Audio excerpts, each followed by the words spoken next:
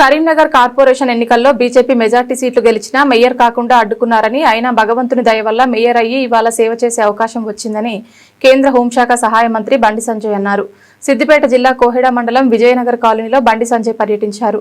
గ్రామ పంచాయతీ ఎన్నికల్లో ఇచ్చిన హామీ మేరకు ఇటీవల ఏకగ్రీవమైన విజయనగర్ కాలనీ బీజేపీ గ్రామ సర్పంచ్ సాదుల అమూల్యకు 10 లక్షల రూపాయల నిధుల గ్రాంట్ను అందించారు. ఈ సందర్భంగా ఏర్పాటు చేసిన సమావేశంలో మాట్లాడుతూ కరీంనగర్ పార్లమెంటు నియోజకవర్గ పరిధిలో బీజేపీ బలపరిచిన అభ్యర్థులను ఏకగ్రీవ సర్పంచ్లుగా గెలిపిస్తే తన ఎంపీ నిధుల నుంచి 10 లక్షల రూపాయలు ఇస్తానని చెప్పానని గుర్తు చేశారు.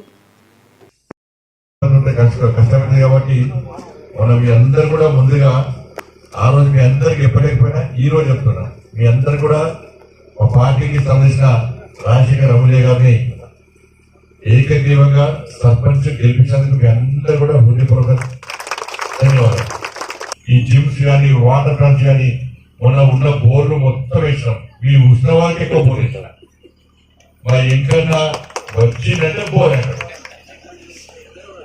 ఆ రోడ్డు బోరు ఉన్న పైసలు మొత్తం ఆయన పట్టపోయాడు. ఇప్పుడు 1,80,00,000 రూపాయలు బోర్లో కట్టాలి.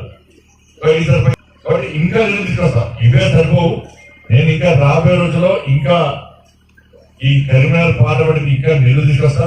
మొన్న దృష్టిలో కొన్నా దాదాపు 20,000 సైకిల్ ఇచ్చిన పేద విద్యార్థులు స్కూళ్ళ చదువుకోవడం చాలా కష్టమైందని చెప్పి దాదాపు 20,000 సైకిల్ ఇచ్చిన స్కూల్ 10th విద్యార్థులకు 10వ తరగతి విద్యార్థులు అందరూ కూడా పరీక్ష ఫీజు నా జీతం నుంచి కడిగేసి 15,000 మందికి పరీక్ష ఫీజు కట్టారు.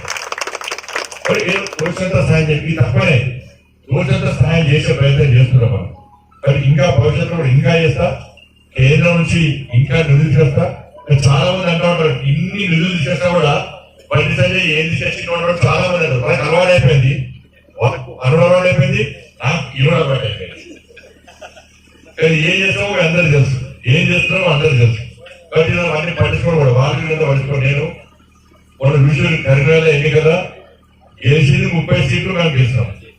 అయినా కూడా మేయర్ కాకుండా అడుగుతున్నారు, మేయర్ కానీ కూడా అడుగుతున్నారు. లాస్ట్కి ఏమైంది అయినా కూడా తల్లి దయ ఉన్నది. మేయర్ అయినా ఇలా సేవ చేసే అవకాశం వచ్చింది.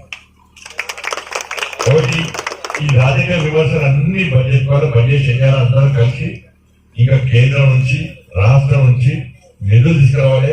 వచ్చిన నిధులు మారుమూల గ్రామాలకు కూడా అందాలి. కేవలం పట్టణానికి దగ్గరున్న గ్రామాలు కాకుండా మారుమూల గ్రామాలకు నిధులు అందాలి. అన్ని గ్రామాలు అభివృద్ధి చేస్తేనే